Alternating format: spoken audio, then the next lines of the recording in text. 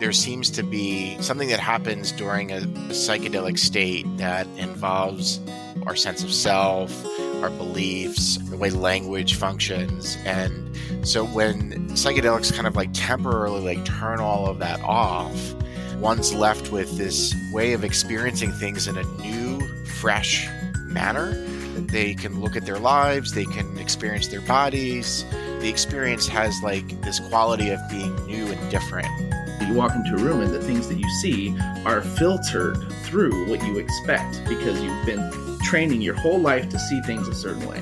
I think what psychedelics do is they just flip that right off. And instead of seeing through the filter that you see through all day, every day that you're awake and alert. That was Brian Pilecki and Nathan Gates on Psychologists Off the Clock.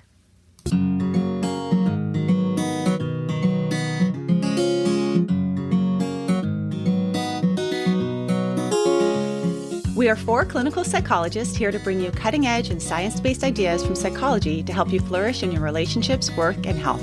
I'm Dr. Debbie Sorensen, practicing in Mile High, Denver, Colorado, and co-author of Act Daily Journal. I'm Dr. Diana Hill, co-author with Debbie on Act Daily Journal and practicing in Seaside, Santa Barbara, California. From coast to coast, I'm Dr. Yael Schoenbrunn, a Boston-based clinical psychologist and assistant professor at Brown University. And from sunny San Diego, I'm Dr. Jill Stoddard, author of Be Mighty and the Big Book of Act Metaphors. We hope you take what you learn here to build a rich and meaningful life. Thank you for listening to Psychologists Off the Clock.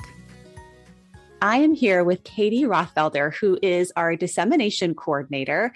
And we thought we'd bring her on because we talk a lot about Praxis, how Praxis sponsors this podcast. They offer online continuing education for professionals, everything from DBT to ACT training to compassion-focused therapy.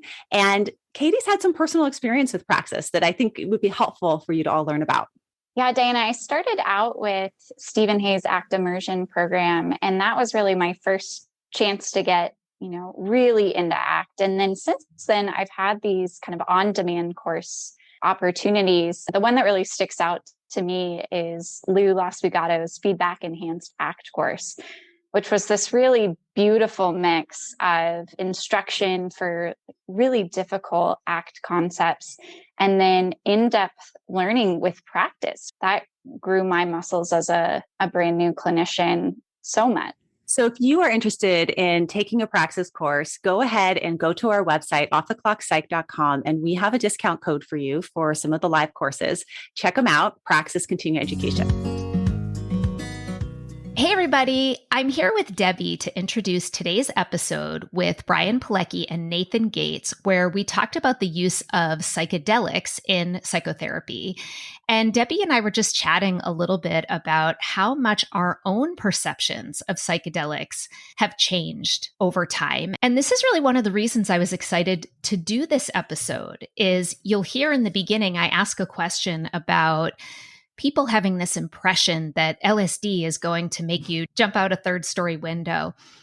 And my own history is one of having some of these preconceived notions about psychedelics, what they are and what kind of behaviors they cause. And then I think it was listening to Dax Shepard's podcast, Armchair Expert. He interviewed Michael Pollan about his book, How to Change Your Mind.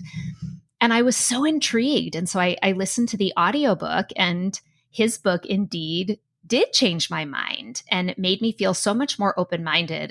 And this is really one of the reasons that I wanted to get Brian and Nathan on today. And Debbie, I'm curious a little bit about like your evolution of thinking around psychedelics. Yeah, I love that you're doing this episode. I think it's a great topic for us on the podcast because it's such a hot topic in our field right now. Everything is really changing in this area.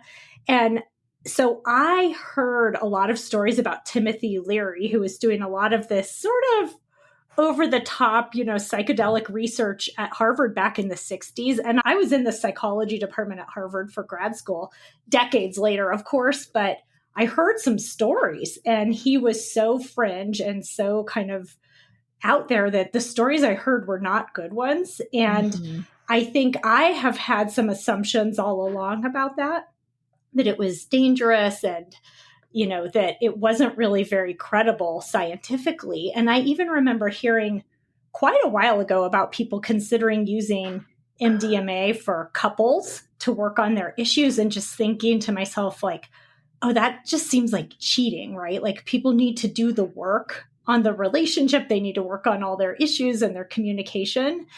And even now, I think there's a little part of me that's like, it feels like kind of a fast track to getting some results when you talk about like letting go of ego and that kind of thing. But I think over time, the evidence is really good. It helps a lot of people. Well, and maybe it's not so much that it's a way to not do the work, but it's something that actually facilitates doing the work. That's right. Yeah, it seems like it can be really helpful. And the ego attachment, or however you want to call it, the conceptualized self, the ego attachment is very hard to move out of on your own. You know, you can work for a long time and it's very difficult. And I think having an experience like this can sort of jumpstart it for people.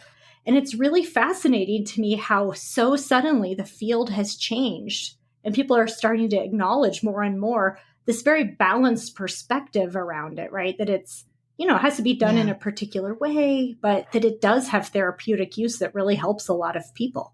Right. And I'm just so glad that this information is getting out into the mainstream. I mean, again, looking back at my own kind of learning history, I only knew a very small number of people who had ever experimented with these kinds of substances. And more of the stories I had heard were about bad trips and, you know, things that were scary and not necessarily positive. And, you know, it was just something I never had any desire to do. It felt so scary to me. And then, you know, when you learn about the importance of set and setting, that, well, you can't go into a trip afraid it's going to be a bad trip because then it'll cause you to have a bad trip. And it just felt so intimidating. And, you know, since reading Michael Pollan's book and talking to Nate and Brian, and I've attended a couple of their conference panels and workshops about this topic, I have to say I feel so much more open and curious and, you know, that this is an experience that I would be much more willing to have now that I feel like I'm educated with facts and data and science, not just a whole bunch of scary stories. Right. Jill, I mean, we're both about the same age. And we were children of the war on drugs era, right? I remember reading Go Ask Alice as a teenager about the being slipped LSD and the bad trip and all that kind of thing. And that was my perception of what it was like. And I think that was kind of like a little bit of a brainwashing kind of thing to get us all to be terrified of it, right? We're going to scare you straight. I mean, they had a literal program called Scared Straight, right? So, so I really hope that this episode is educational for folks and open some minds. Enjoy this episode with Brian Pilecki and Nathan Gates. Hey, everybody, it's Jill here, and I'm really excited about today's episode. I think what we're talking about today is certainly something we've never talked about on Psychologists Off the Clock, but is really cutting edge. So I have Brian Pilecki and Nathan Gates here with me today, who are both experts in the use of psychedelics for mental health issues. Brian Pilecki is a clinical psychologist at the Portland Psychotherapy Clinic. He specializes in the treatment of anxiety disorders, trauma, and PTSD, and matters related to the use of psychedelics. He completed a postdoctoral fellowship at the Warren Alpert Medical School of Brown University and incorporates acceptance and commitment therapy and mindfulness and meditation into his therapy with clients. He is an active researcher and has published on topics such as anxiety disorders, mindfulness, and the relationship between theory and practice in psychotherapy.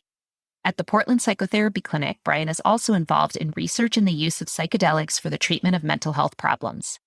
He co-hosts the Altered States of Context podcast about topics related to the intersection between psychedelics and psychotherapy. Nathan Gates is a self-employed licensed psychotherapist and co-host of Altered States of Context. In all professional endeavors, he seeks to help people make sense of their lives in ways that allow them to experience life richly, meaningfully, and honestly. In the therapy office, on the podcast, while speaking or writing, Nathan is passionate about conversations and ideas that integrate various aspects of the human experience to create a sense of wholeness and coherence. He's also a regenerative cattle farmer, carefully managing pastures to increase biodiversity in and above the soil. This helps cultivate a steady sense of awe and perplexity at the endless adaptability and resilience of ecological systems. Nathan lives with his wife and 2 children on their farm in rural West Central Illinois. Welcome, you two. I'm so glad to have you here. Thanks for having us. It's good to be here. So I want to start by maybe clearing up some misconceptions about psychedelics.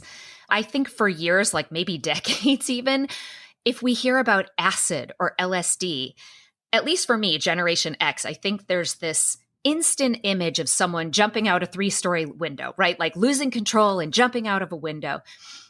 And I'm curious, historically, where did this kind of, this misconception or other misconceptions about psychedelics come from? And like, why are these medications so controversial? Nate, do you want to start? Sure. So you have to go back, I think, the short story, I think there's a short and a long version here. The shortest version goes back to, American political culture in the 1960s. The longer version involves maybe a distrust in Western civilization of altered states of consciousness generally.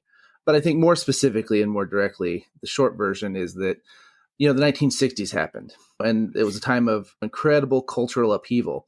And LSD in particular, but, also mescaline and psilocybin and other what we refer to as classical psychedelics had been used for 30, 40 years by like the intelligentsia, elite writers, was starting to be used medically and by psychiatrists, was really being viewed and used as a very interesting way to explore the human experience.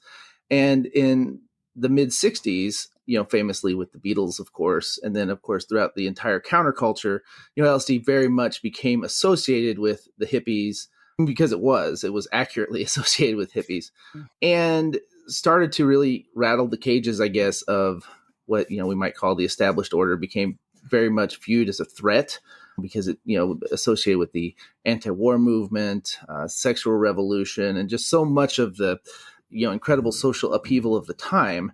And so it was viewed. And in fact, I forget the man's name. He was a advisor and a member of the Nixon administration. Was it Ehrlichman? We can look that up later, I guess. But there's a quote years later that he said, of the Nixon administration strategy at the time when they made LSD against the law, which was essentially saying, we can't make it against the law to be a hippie. We can't make it against the law to be black, but we can make the drugs that are associated with them highly prohibited. And then we can use that prohibition to disrupt those communities, arrest people, and essentially, practice repression. I'm paraphrasing, of course, but that's pretty much what his quote said. And he said, did we know we were lying about the drugs? Of course we knew that, but that wasn't the point. The point was social control. So it's a very explicit statement of we are going to use this drug war to try to control dissidents. It's a very direct statement of that from the very top. And that is sort of where I think the propaganda against these classical psychedelics took root. It was an incredibly successful propaganda campaign and an incredibly successful suppression campaign of speech, of scientific research. Scientific research was going really, really fast until about 1970 when this was, I don't remember specifically when that law was passed, at which point the science was absolutely silenced. And it became just career suicide to even try to study this stuff anymore, unless you were proving how bad it was for you. That was okay. But to actually research it and to take it seriously was cut off, and dissidents were very much excluded from the academy and harassed. And it was a kind of a wildly successful propaganda campaign against these substances.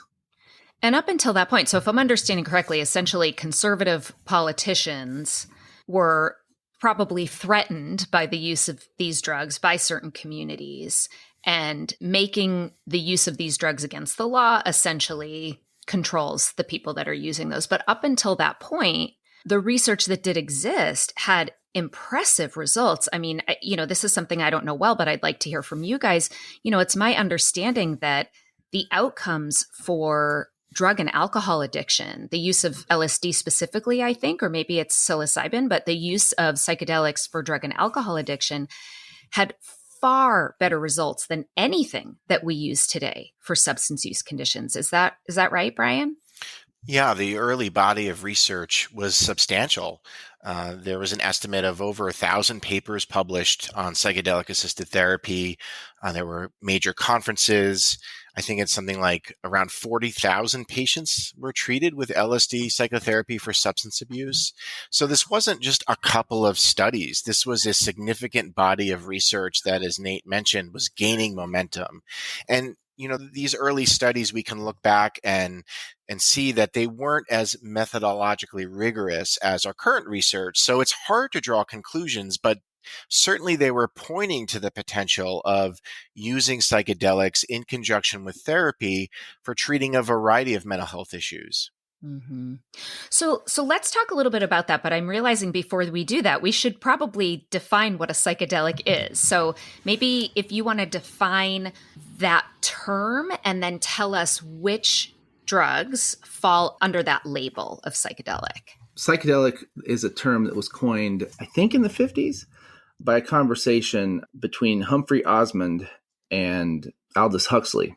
And the name of the word, it means literally mind manifesting. So mind manifesting meaning making sort of the internal visible. And there's like the classical psychedelics, which are ones that tend to behave at least similarly. And in that category, you have LSD, psilocybin, mescaline are the main ones. And then, there's DMT, which is a psychedelic that operates a little differently.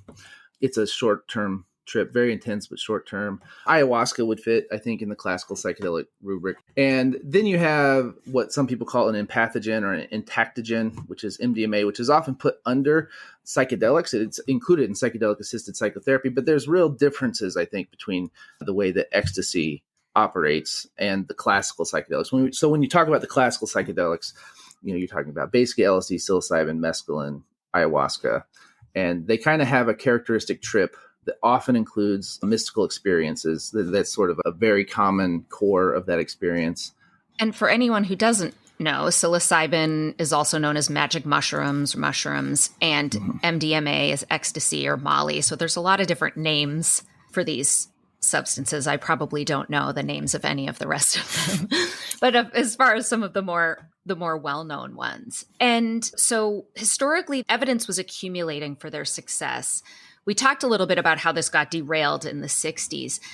Any thoughts on what has led to this more recent uptick in psychedelics being studied again for therapeutic processes, Brian? That's a great question. I think, history will be written about that, but a couple of things that come to mind. One is the dogged perseverance of people who are passionate about the use of psychedelics. Namely, I'm thinking of Rick Doblin and his work at MAPS. Rick basically studied government and studied the FDA in order to be able to figure out how to get permission to study MDMA again. So, his organization formed in, I think, 84 or 85, had been working tirelessly to continue this research.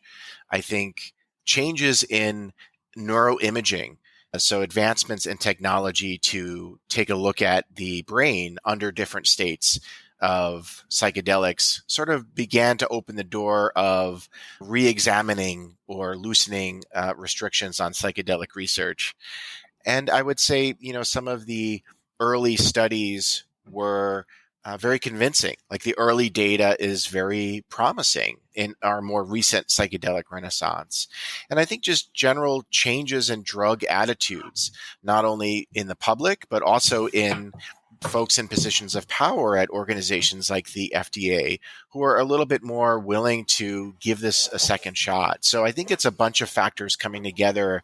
And the popular media, Michael Pollan's book, How to Change Your Mind, it's a kind of a hot topic right now. It's in mainstream media, it's on TV, it's in, Netflix. So people are being exposed to it more often now. And all of this is contributing to what's being called the psychedelic renaissance. Yeah.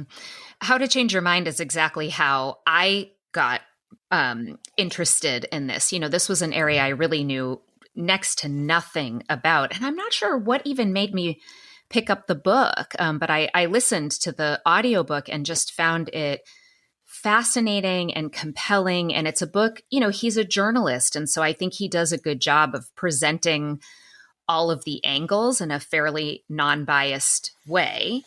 So we'll link to that book in our show notes if anybody wants to check that out, How to Change Your Mind by Michael Pollan. Nate, did you want to add something?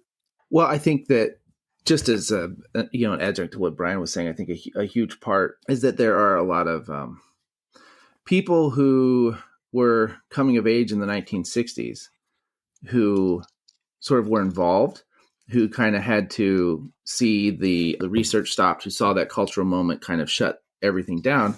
But those people then went on to have careers and become embedded in institutions. That wasn't the case in 1960. You didn't have higher ups embedded in certain institutions who were sympathetic.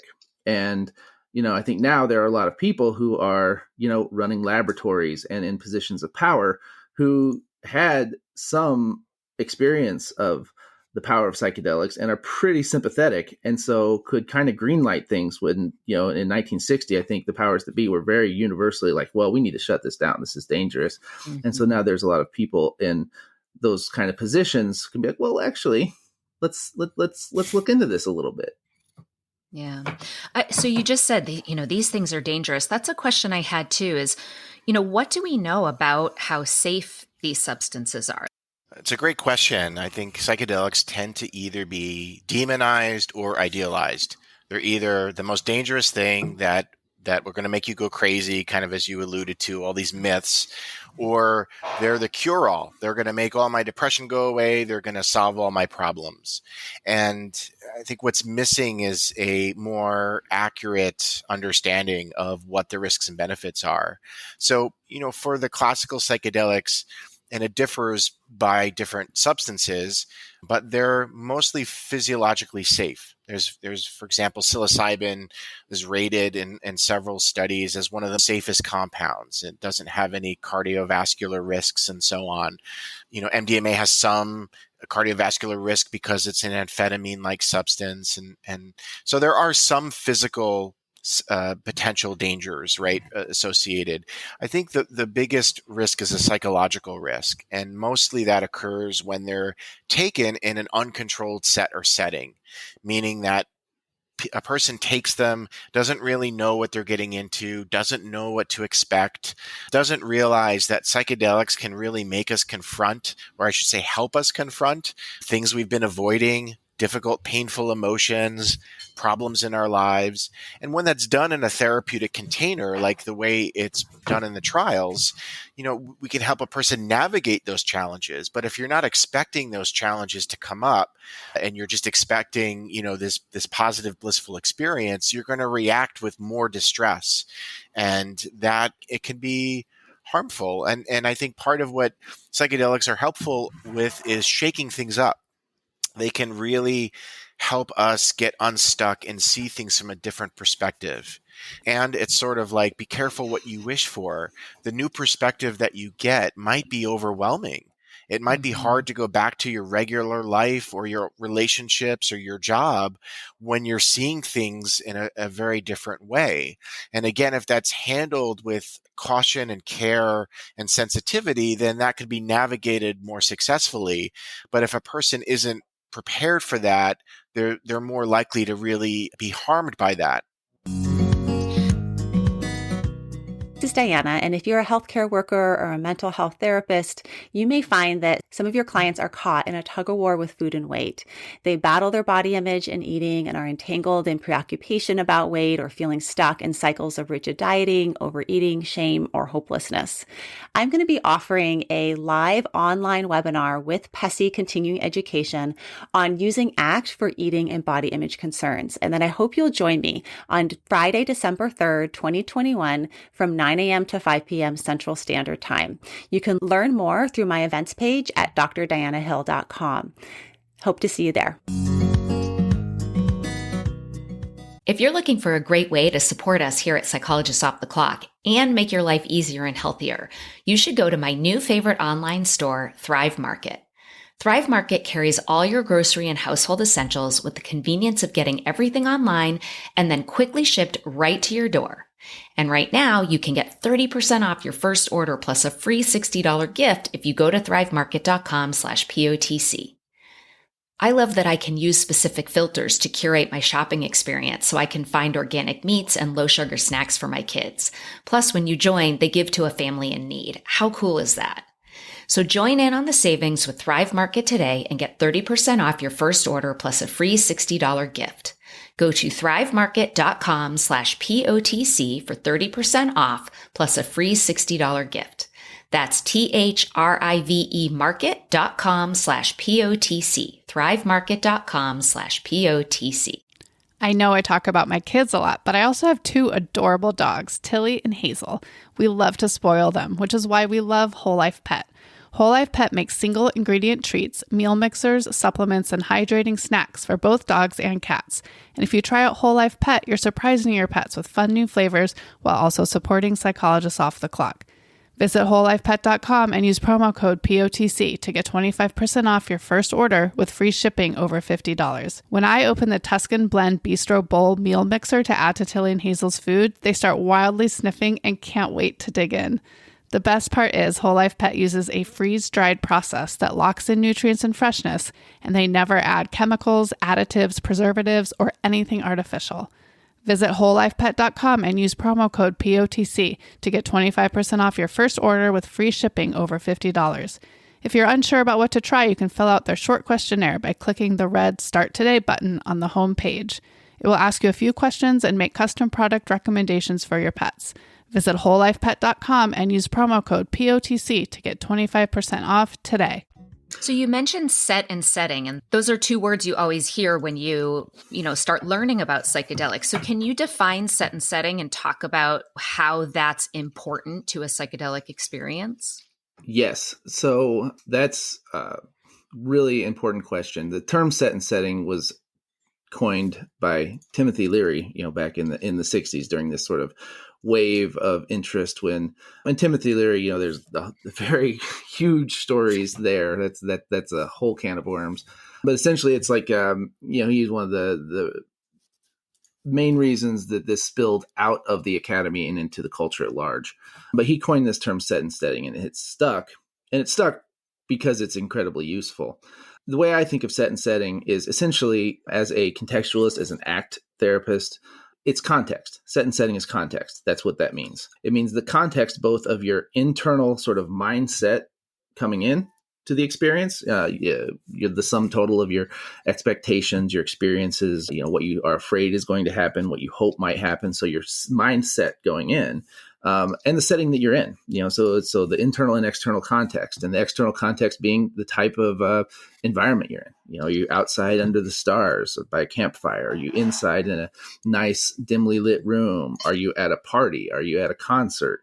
Are you with people who are friendly? Or are you people who seem to not know what's going on or are loud and drunk? All these things make a tremendous difference in what kind of experience you end up having. And so controlling, to the degree that you can control the environment that you're going to be in, and to a lesser extent, I think you can have less control over your mindset. You have somewhat, but you can really tightly control the environment you're going to be in, and then somewhat what you expect and how you approach the experience is tremendously important. So as contextualists, if you're a contextual therapist at all, this really should ring a bell and just be like, oh yeah, of course, that's really important. Right. So what do we know now? Like, what is the current state of science in terms of which of these, do you guys prefer, do you call them drugs or medications? It seems like there's kind of this shift to referring to psychedelics as medicine to try to undo a little bit of the misconception when it's called a drug, this thought about it being an illicit substance. Do you have a preference for terminology? I prefer to think of it. I mean, I'm fine with drugs. It's literally a drug, and there's nothing wrong with drugs. Drugs are useful. We use them all the time. Drugs are wonderful human inventions. So I think calling them a drug is a perfectly acceptable thing to do. I think that the way I really think about it is that it is an experience induced by a drug, but it's the experience that's important. That is an experience that cross-culturally, there are other technologies and ways of producing them. I think psychedelic drugs are the most effective, most efficient by far that we know of, especially in this cultural context. But really, we're talking about this experience, and it's an experience that a person has, right? Like a phenomenological experience that a human has that then changes their perspective and creates new learning. That's what it is. So like, I think sometimes when you think of a drug, it's like, well, a drug manipulates something and causes a change in biologically. And then, it's different. And to me, it's about the experience and about the learning. Okay. So then what do we know in terms of the current state of evidence of how effective these experiences or these drug-induced experiences, how effective are psychedelics at treating mental health issues? And do we know much about which drugs are most effective for treating which kinds of symptoms or problems? We know a little bit. So what we know is that there are two main areas where the most research has been conducted. That is MDMA for PTSD and psilocybin for depression or anxiety. So for MDMA, phase 3 results were just released earlier this year, showing that 67% of participants did not meet criteria for PTSD after treatment with MDMA-assisted therapy. And for psilocybin, similarly showing results that are somewhere around 2 to 3 times as effective as our traditional therapy and traditional medications. So it's important to use the caveat that these are very tightly controlled early studies, still with just a couple hundred participants. And there's enough research at this point to suggest that those findings are holding up. The FDA granted what's called breakthrough therapy status to both MDMA for PTSD and psilocybin for depression, which is kind of like a fast-tracking status given to new therapies that are showing great promise. We'll know a lot more about what other conditions these drugs or medicines might be useful for and which ones they might not be useful for. But we're really only beginning to scratch the surface in terms of understanding that. So, for example, there's a trial now looking at psilocybin for OCD and so on. So we'll know a lot more within the next 5 or 10 years.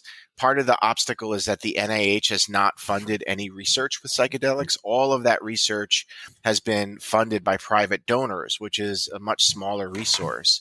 But earlier this, I think it was late summer or early fall in 2021, the NIH finally funded some research for psychedelics. So that it could be a major turning point if those big money grants could be used to continue to investigate psychedelics. And so does this seem like it's also still politically dependent? So kind of depending on who's at the helm of the NIH or some of these granting bodies, is there still kind of a political discrimination, a fear of not wanting to fund these studies despite some of this really promising research? Probably. Just appreciate for a second what Brian just said, because it blows my mind, right? That just to see in the last 15 years what's happened to go from like completely laughable, the idea that the NIH would fund research into psychedelics. In fact, the idea of psychedelics research was still not happening much 15, 20 years ago, to that being funded this summer. So I just want to take a second and appreciate how like mind blowing that is to me. A lot of this stuff continued across at least the FDA process and the DEA, allowing studies to happen, continued across administrations, from the Obama administration through the Trump administration into the Biden administration. So no one politically is coming and at least interfering with this process yet. No one's kind of bringing the hammer down and saying like, whoa, that's against the law. Stop that. So that hammer hasn't dropped, across various administrations. It will be really interesting to see about funding. I mean, this is sort of like a very, I think, big seal to have broken, that the NIH has actually funded psychedelic research. So I'm curious. I don't know how that will play out. I'm sure that I haven't observed much in the way of backlash yet. I say yet, kind of because I think there's a part of many of us who have been involved with this and pay close attention to it and care about it, just kind of in the back of our mind expects that to happen. but maybe not. I think I'm real curious to see. Well, and when we're talking about FDA and NIH and DEA, these are all United States government agencies. And it's my understanding that some of this research it's been a little bit more liberal in other countries. Is that right? I mean, it's legal in certain countries. Has research gone on in other countries that have a different history from the United States? Yeah, there's research that's been conducted in like Israel for MDMA for PTSD. Some of the psilocybin research is from the UK. Portugal has very liberal drug policy and harm reduction stances there. And so, I think a lot of the sort of what we would consider Western countries are more similar to the US, where it's only been recent that they've been opening up to this kind of research too. The U.S. drug war has been very successfully inflicted on the rest of the world. It's an innovation of the U.S., our political system, the idea of the drug war, and we kind of very effectively enforce it on the rest of the world. And so research stopped everywhere. It was stopped using diplomatic tools, using the United States tools of state and manipulation, like effectively impose the drug war on the rest of the world. So we had really promising results way back when, though those studies weren't as rigorously controlled as studies we do now. We saw the research into these drugs suppressed over the last several decades. The research has reemerged in more rigorously controlled studies.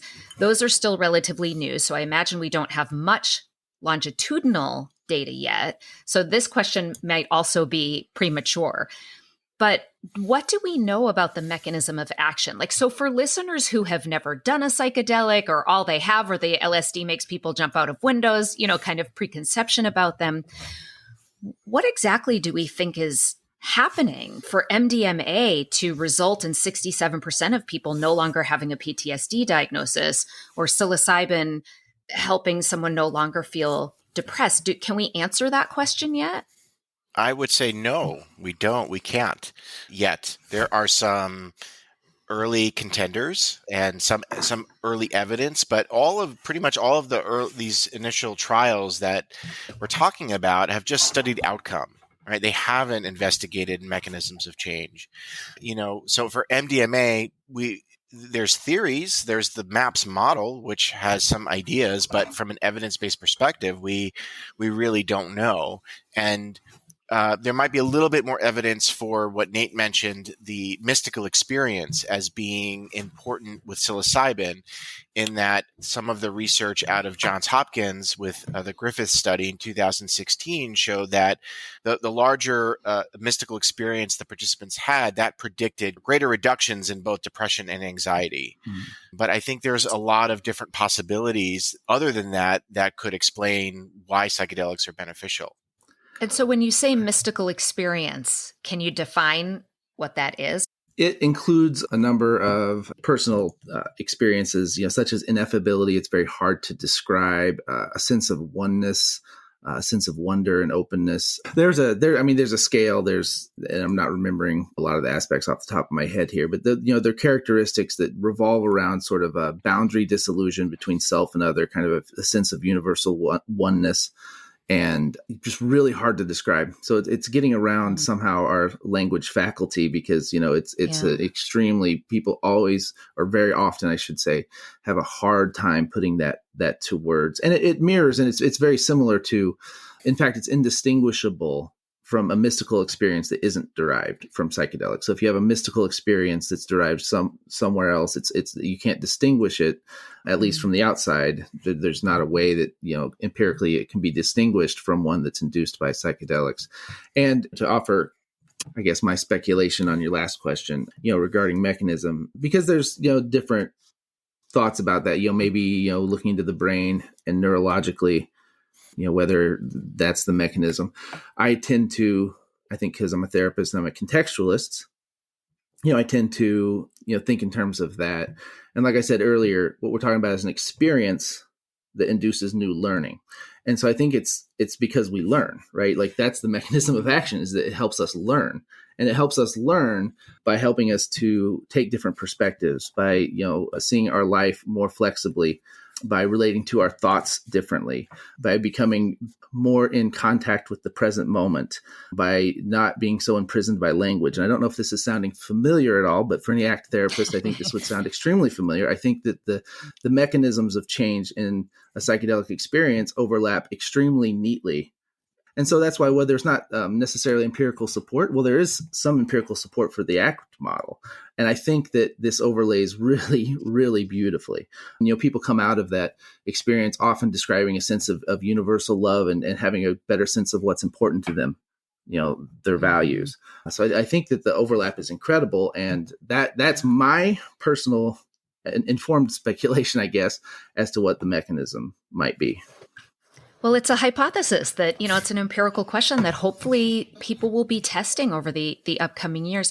I've also heard, this might have been a Michael Pollan's book, that there's some hypothesis around almost like dissolution of ego, which maybe is kind of similar in ACT to self as context versus self as content. Can you say something about that?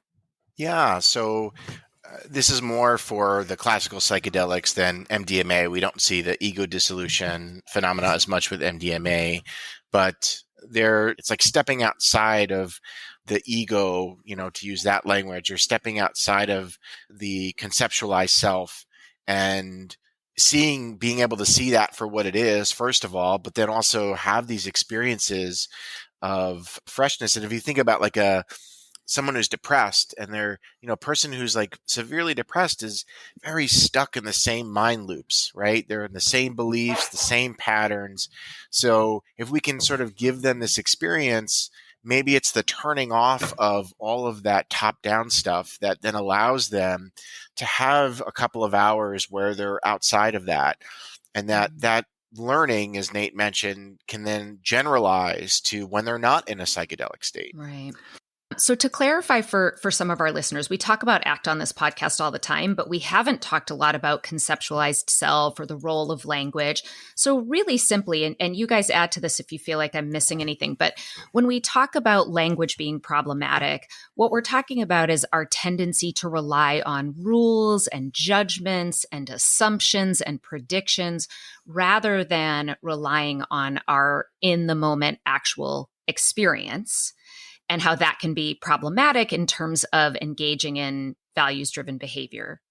And for conceptualized self, it's sort of a fancy word. Really simply put, is basically the story that you tell yourself about yourself. So anytime you're starting a sentence with "I am," or "I am not," you're typically getting into conceptualized self. And this can be problematic if those stories are driving your behavior and that behavior is not values consistent.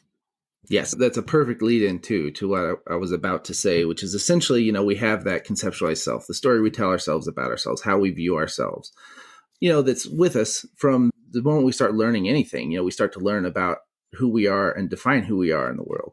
And our language does the same thing. Like we develop these patterns of associations, this is related to that and that is related to this. And I relate to these things in this certain way. And so we have our entire learning history of all of those patterns of experiences. And that shapes how we experience every moment of every day as humans. You walk into a room and the things that you see are filtered through what you expect because you've been training your whole life to see things a certain way. And I think what psychedelics do is they just flip that right off, just flips it off. Your learning conditioning is, that's just off. And instead of seeing through the filter that you see through all day, every day that you're awake and alert, that's not there anymore. And so you see everything in a new way. You see yourself in a new way from a completely fresh perspective. You can actually look at yourself.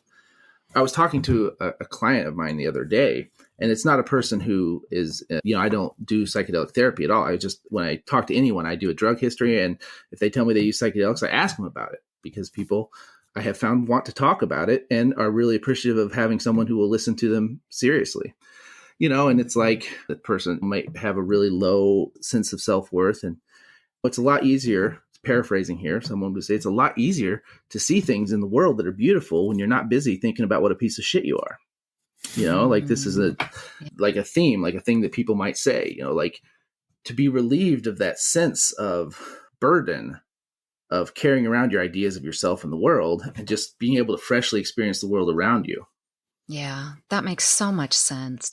So this might also be premature in terms of, what we know scientifically, but there are therapies that only involve medication treatment. So for example, we had a study going on here in San Diego of ketamine for depression, which ketamine isn't a psychedelic, but, formerly thought of as a club drug that is also emerging now as a therapeutic treatment. But this study was looking solely at the ketamine, and there was no therapeutic component involved whatsoever. So what do we know about treatment using psychedelics alone versus treatment using psychedelics in combination with psychotherapy? Yeah, it's interesting. Ketamine's interesting in that there's two ways of using it. One is more like just a traditional medication where patient receives an IV treatment. There's no therapy, but there's also ketamine-assisted psychotherapy, or CAP, which is using therapeutic support along with that experience. I don't think there's any research on just using psychedelics without therapy. I can't imagine just giving somebody like a high dose of psilocybin and putting them off in a room. That feels like that'd be a bad idea. So, I think that's what's super interesting about psychedelic assisted therapy is it doesn't fit our mold of treatment. We have these like, it's a therapy or it's a drug. And this is some like hybrid combination that's new. And so it kind of naturally then disrupts how we think about therapy or we think about drugs. We compartmentalize them in this particular way. And I think psychedelic assisted therapy kind of naturally disrupts the traditional medical view because it's like, well, is it the drug effect? Is it the experience? Is it the therapy? And maybe we can't really separate those out. I don't think I'm in a position to coin terms. I don't know that anybody's going to coin terms that I use, but I think the right term for this is it's an experiential pharmacotherapy. I like it. And there are even different ways to do this, right? There's like the Hubbard room where somebody is in a small contained space, laying on a bed, having maybe music on and blindfold, and there's an aide, an assistant, I don't know what you call it, with them, versus, like being outdoors in nature with a guide. Is that right? Or if it's psychotherapy, is it kind of always like in a therapy room? What we've learned from the 60s is the environment is really important. Again, set and setting. So the model is, in a comfortable place with two therapists, usually with eye shades and music that's doesn't have language, a lot of language, or is unfamiliar, particular type of music. And this encouragement that in MDMA therapy and psilocybin therapy to spend a lot of time inside. So with the eye shades on, just kind of having your experience. That's the model that's emerged. And I think there's a lot of wisdom from that.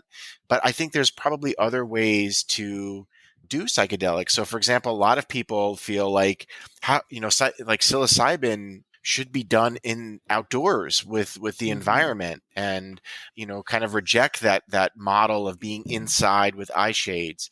A lot of traditional cultures, though, psilocybin ceremonies happened at night in the dark.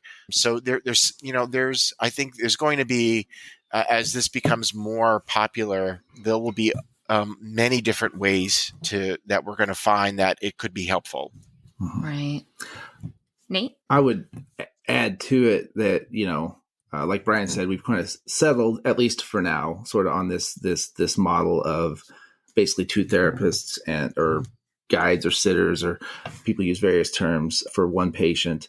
Personally, I really, really am excited to see more work and more looking into group models. I think that's a great idea. Having multiple participants at once. If I were just talking about my ideal scenario, it would probably be a group model taking place outdoors. But of course, that's not.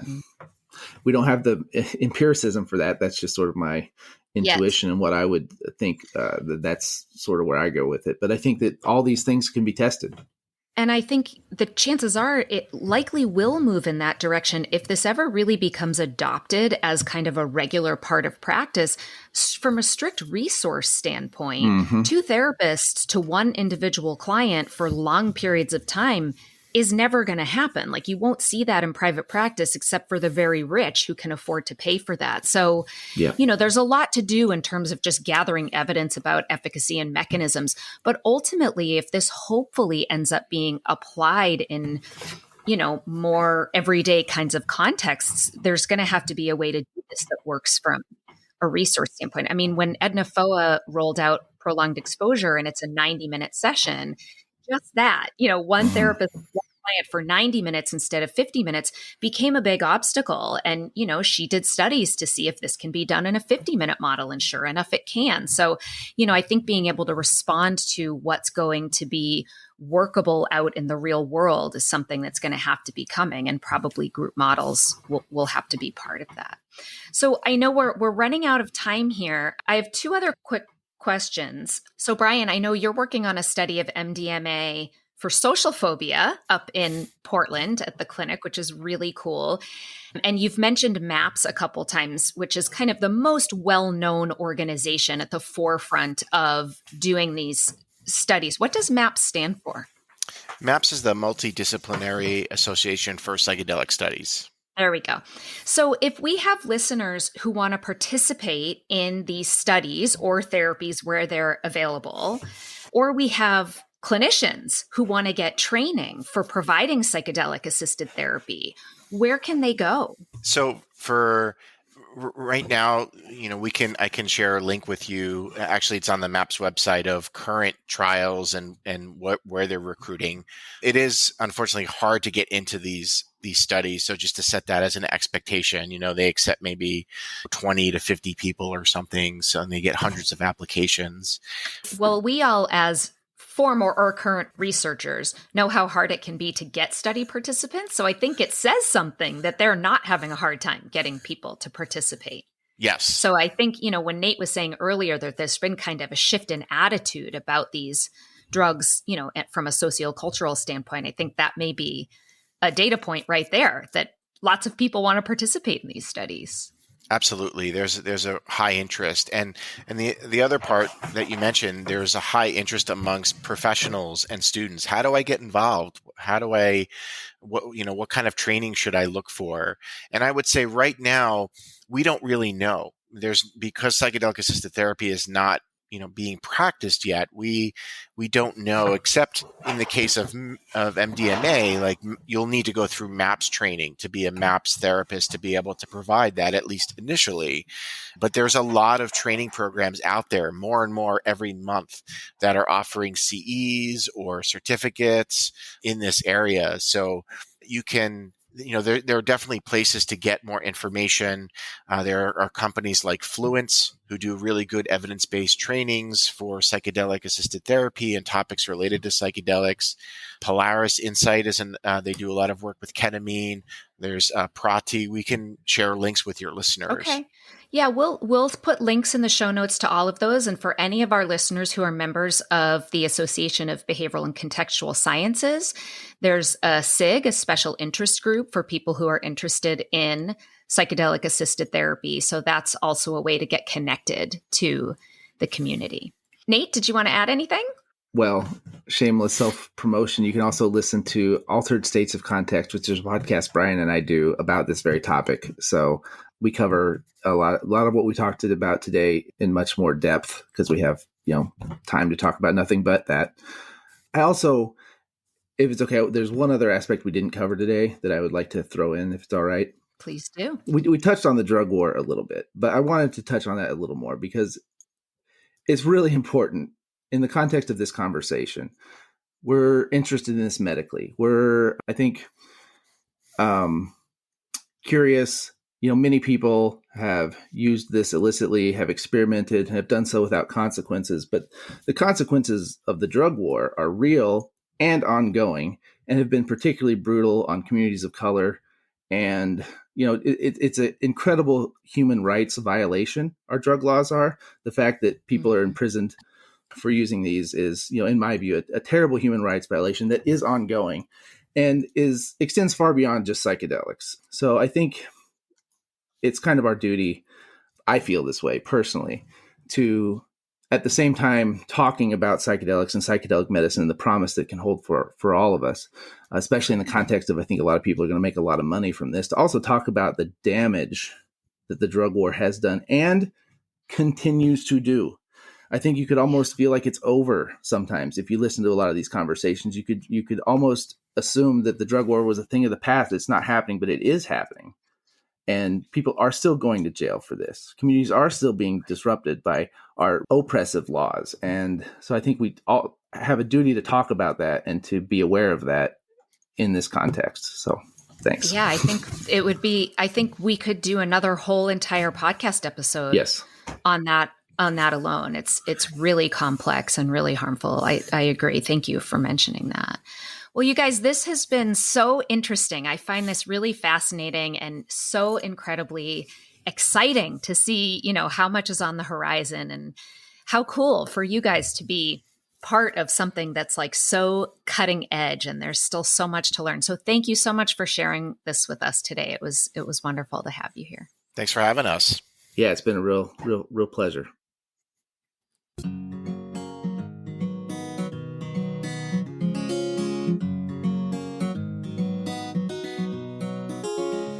Thank you for listening to Psychologists Off the Clock. If you enjoy our podcast, you can help us out by leaving a review or contributing on Patreon.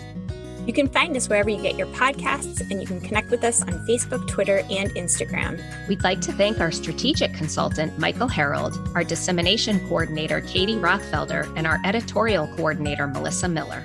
This podcast is for informational and entertainment purposes only and is not meant to be a substitute for mental health treatment. If you're having a mental health emergency, dial 911.